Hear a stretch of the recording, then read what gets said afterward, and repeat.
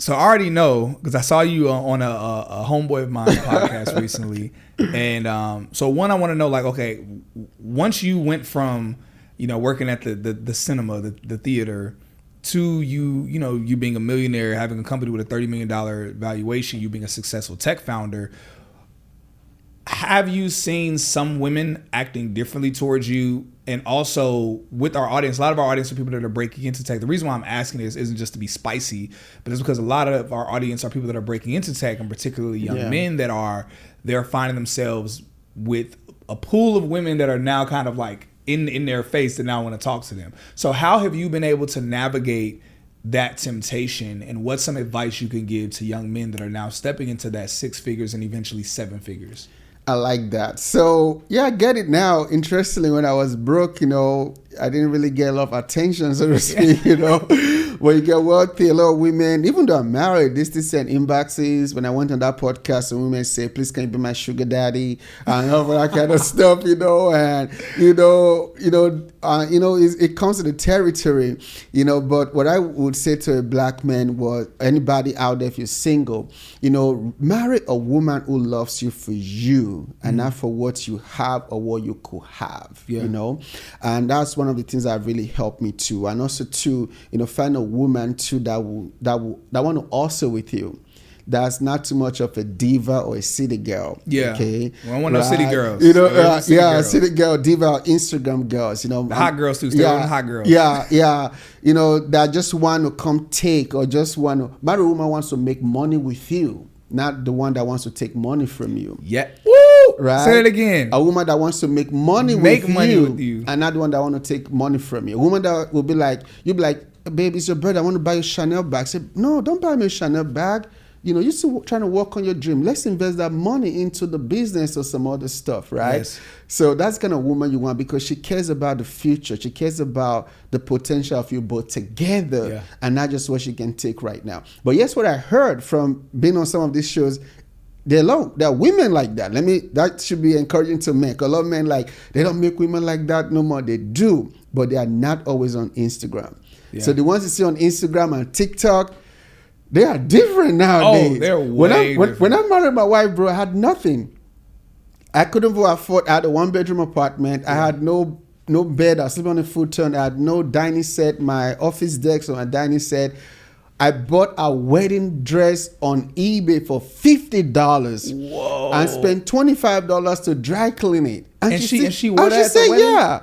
Wow. Because I told her a dream. I'm broke. I just came to America. I have this dream. We're going to work it together. We're going to be millionaires. It's going to take time. And she worked with you. She worked with me from day one. She never stressed me out. She never said, my friends are going on vacation. She never told me to buy anything she knew I couldn't afford, or that would put me in a uncomfortable situation. Yeah. That's one of the reasons I knew she was the one. Yeah. Right? There was one time before I met her, I was dating a girl. She came to my apartment. I had no bed. I was sitting on a futon, 1-bedroom apartment. I had no couch. I had no dining set. She came in. She's like, oh, is this your place? I'm like, yeah, this is my place. He said, okay, all right. I need to get something from the back, from the car. So she stepped out. 30 minutes in, she never came back in. When I went out, she left. When I tried to call her, she blocked me. That's cold. Some women cold, bro. Oh, they are. They are. I remember way before I got in tech. I remember I was FaceTiming this girl one time, and this is when I started noticing some women are so slick at them figuring out how much money you make or how much money they think you make. Yeah. This is when I was living in the hood. I was FaceTiming this girl, and she made a comment one time, and I noticed whenever we'd be FaceTiming, she would always be like looking around at my background. And at first I didn't notice it. But she made a comment one time. She was like, well, Cyrus, look, I know you don't make a lot of money, but I still think you're cool. And in my head, I was like, you don't even know what I do. How do you know I don't make? How does this girl know I don't make a lot of money? And why does make a lot of money when that's crucial anyway? She was like looking at my background. She was looking at she was basically trying to size you look up. At things to figure things out. Yeah. And so I remember now, of course, she ended up, after I got in tech, and she ended up seeing me on social media, because she ended up unfollowing me, blocking me. I guess one of her friends told her about me, and she ended up unblocking me and trying to spin the block. And I was like, nope, we good.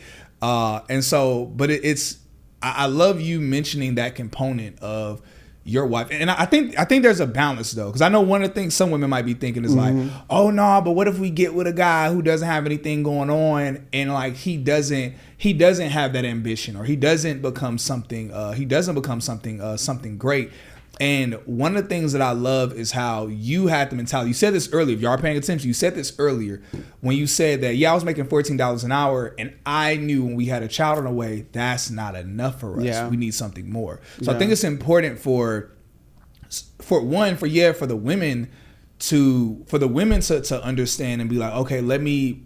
I'm not gonna say be a ride or die, but let me not be so caught up on finding a guy who's at the top already. Exactly. Because as I'm sure you know, when you find a dude who's at the top, and you meet him at the top, and he know you ain't been there with him shooting in the gym, is Rick Ross and Drake said, it's like he might not appreciate you as much. Exactly. But I think on a reversal, one of the things that men need to hear is a piece you mentioned, where it's like, look, if you talking about marriage, you talking about something serious with a woman, you do need to have that internal factor that isn't okay with just continuing with that $14 an hour job. Exactly.